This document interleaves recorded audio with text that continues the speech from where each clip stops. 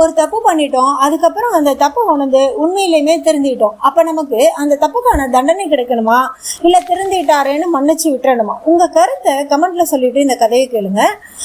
இது ஓ ஹென்றி எழுதிய புகழ்பெற்ற தி காப் அண்ட் த ஆந்தம் கதையோட சாராம்சம் தான். நியூயார்க் நகரத்துல ஒரு கடுமையான குளிர்காலம் வரப்போகுது. அந்த குளிர்ல தாங்கிறதுக்கு வீடோ உறவுகளோ இல்லாம ஒரு இளைஞன் இருந்தா, அவன் பேர் தான் சாம். குளிர்காலத்தை எப்படி சமாளிக்கிறதுன்னு யோசிச்சுக்கிட்டு இருந்த சாமுக்கு ஒரு வித்தியாசமான யோசனை வந்துச்சு. எப்படியாவது ஜெயிலுக்கு போயிடணும், 3 மாசத்துக்கு சாப்பாடு, தங்குற இடம், சூடான இடம் எல்லாமே கிடைச்சிருமே. அதனால எதையாவது தப்பு பண்ணிட்டு போலீஸ்கிட்ட மாட்டிக்கணும்னு முடிவு பண்ணான். முதல்ல ஒரு பெரிய ஹோட்டலுக்கு போய் சாப்பிட்டு பில் கொடுக்க போகும்போது காசு இல்லைன்னு சொல்லி போலீஸை கூப்பிட சொன்னான். ஆனா அவனோட கிழிஞ்ச உடையை பார்த்த ஹோட்டல் ஆட்கள் அவனை உள்ளேயே விடலை. அடுத்து ஒரு கடையோட கண்ணாடிய கல்ல எடுத்து உடைச்சிட்டான். போலீஸ்கிட்ட போய் கண்ணாடியை உடைச்சது நான் தானே சொன்னான். ஆனா போலீஸ்காரர் அவனை பைத்தியக்காரன் நினைச்சிட்டு வேற ஒருத்தரை துரத்துக்கிட்டு போயிட்டாங்க. அதுக்கப்புறம் ஒரு ஹோட்டல்ல உண்மையாவே சாப்பிட்டு என்கிட்ட காசு இல்ல, போலீஸை கூப்பிடுங்கன்னு சொன்னான். ஆனா போலீஸை கூப்பிடாம ஹோட்டல் ஆட்களே அவனை அடிச்சு வெளியே தூக்கி வீசிட்டாங்க. அதுக்கப்புறம் ஒரு பொண்ணுகிட்ட வம்பு பண்ணா, போலீஸ்கிட்ட மாட்டிக்க முயற்சியும் பண்ணினான். ஆனா அந்த பொண்ணு அவனை திட்டாம சிரிச்சு பேச ஆரம்பிச்சா. கடைசியா ஒரு குடையையும் திருட முயற்சி பண்ணான். போலீஸை கூப்பிடுங்கன்னு அவன் சொன்னான். ஆனா அந்த குடையை திருடினவனும் ஒரு திருடன் தான். அதனால அவன் போலீஸுக்கு பயந்து ஓடிட்டான். இப்படியே சாம் என்னதான் முயற்சி பண்ணாலும் ஜெயிலுக்கு அவனால போகவே முடியல. ஒரு கட்டத்துல வாழ்க்கையே அவனுக்கு வெறுத்து போய் ரோட்ல சோகமா நடந்து போயிட்டு இருந்தான். அப்ப பக்கத்துல இருந்த ஒரு தேவாலயத்துல இருந்து ஒரு இனிமையான குரல் கேட்டுச்சு.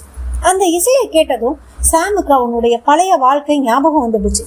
ஒரு காலத்துல அவனும் நல்லவனாதான் இருந்தான்.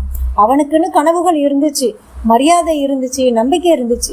ஆனா இப்போ ஒருவேளை சாப்பாட்டுக்காகவும் ஜெயிலுக்கு போகவும் ஆசைப்படுற அளவுக்கு தன்னோட வாழ்க்கைய அவனை வீணாக்கிட்டோமோன்னு நினைச்சு சாம் கண்கலங்க ஆரம்பிச்சிட்டான். அந்த நிமிஷத்துல அவன் ஒரு முடிவு பண்ணான். இனிமே திருட்டு தப்பு எல்லாம் பண்ணக்கூடாது, நேர்மையா உழைச்சு வாழணும்னு. ஆனா அவன் அந்த முடிவை எடுத்த அந்த நேரத்துல ஒரு போலீஸ்காரரு அவனை துரத்தி பிடிச்சார். வா ஸ்டேஷனுக்கு அப்படின்னு சொல்லி இழுத்துட்டு போனாரு. சாம் எவ்வளவோ கெஞ்சினான். சார், நான் இந்த தப்பு எதையுமே பண்ணலன்னு சொன்னான். ஆனா அதுக்கு உள்ள அவனுக்கு முன்னாடி செய்த எல்லா விஷயங்களும் ஒவ்வொன்னா அவன் மேல வந்து விழுந்தது. கண்ணாடியை உடைச்சது, குடிகார மாதிரி ரோட்ல ஆட்டம் போட்டது, ஒரு பொண்ணுகிட்ட போய் தப்பா பேசினது எல்லாமே சேர்ந்து கடைசியில நீதிமன்றத்துக்கு போச்சு. அடுத்த நாள் நீதிபதி சாமுக்கு 3 மாசம் கடுங்காவல் தண்டனையும் கொடுத்துட்டாரு. இங்கதான் இந்த கதையோட முக்கியமான விஷயம் இருக்கு. சாம் திருந்திட்டான் தான், ஆனா அவன் முன்னாடி செய்த தப்புகளோட பலனை அவன் அனுபவிச்சுதானே ஆகணும்.